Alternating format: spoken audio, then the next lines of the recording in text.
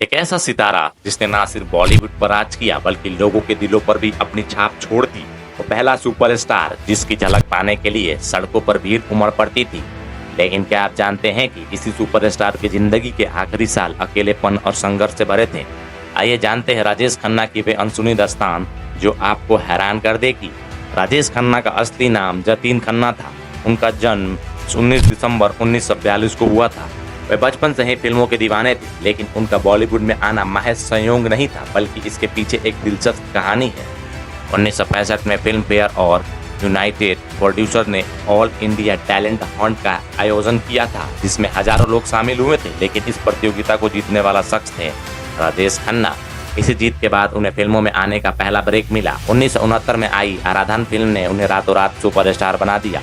इसके बाद तो जैसी पूरी इंडस्ट्री ही बदल गई। राजेश खन्ना की मुस्कान, उनका रोमांटिक अंदाज और उनकी आंखें की गहराई, लड़कियां उनकी दीवानी हो गईं। राजेश खन्ना पहले ऐसे अभिनेता थे जिनके लिए फैंस की दीवानगी देखने लायक थी। उनकी गाड़ियों पर लड़कियों लिपस्टिक से किस कर देती थी। लोग उनके घर के बाहर घंटों खड़े रहते थे बस एक झलक पाने के लिए। उनकी film back to back superstar होने लगी। सफर, कटी पतंग, आनंद, अमर प्रेम, बावर्ची और ना जाने कितनी ही फिल्में। 1970-75 के बीच राजेश खन्ना ने 15 लगातार सुपरहिट फिल्में दी, जो आज तक कोई दूसरा स्टार नहीं कर पाया। वही वजह थी कि उन्हें बॉलीवुड का पहला सुपरस्टार कहा जाता है। लेकिन बॉलीवुड में सितारे हमेशा एक जैसे नहीं रहते। 70 के दशक के अंत में अमिताभ बच्चन ने एंग्री यंग मैन की इमेज से राजेश खन्ना की रोमांटिक छवि को पीछे छोड़ दिया। फिल्म क्रैश अब एक्शन हीरो को पसंद करने लगे। राजेश खन्ना को समझ नहीं आया कि यह बदलाव क्यों हो रहा है। उन्होंने कई बार कोशिश की, लेकिन अमिताभ बच्चन की लहर उनके सामने ज्यादा टिक नहीं पाए। धीरे धीरे राजेश खन्ना फेनोमेन कमजोर पड़ने लगा। राजेश खन्ना और अमिताभ बच्चन के आनंद जैसी आइकॉनिक फिल्म में साथ काम किया, लेकिन इसके बाद राजेश खन्ना को लगा कि अमिताभ उनकी जगह ले रहे हैं।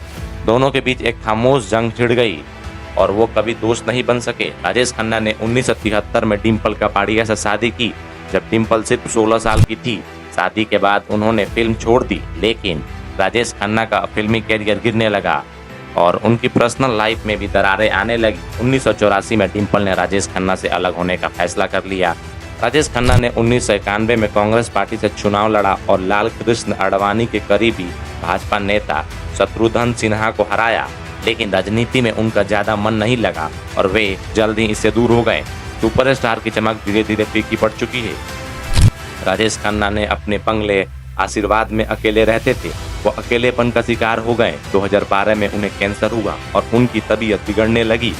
उनके आखिरी दिनों में उनकी बेटी ट्विंकल खन्ना और पत्नी डिम्पल कपाड़िया उनके साथ रही।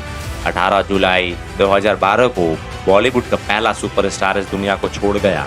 राजेश खन्ना भले ही आज हमारे बीच नहीं है, लेकिन पुष्पा, आई हेट टीयर्स जैसे डायलॉग्स और उनकी शानदार फिल्में हमेशा याद रहेंगी। उनकी कहानी हमें सिखाती है कि स्टारडम भले ही चौंध भरा हो, लेकिन ये हमेशा नहीं टिकता। लेकिन अगर आपकी कला अमर है तो लोग आपको कभी नहीं भूलेंगे।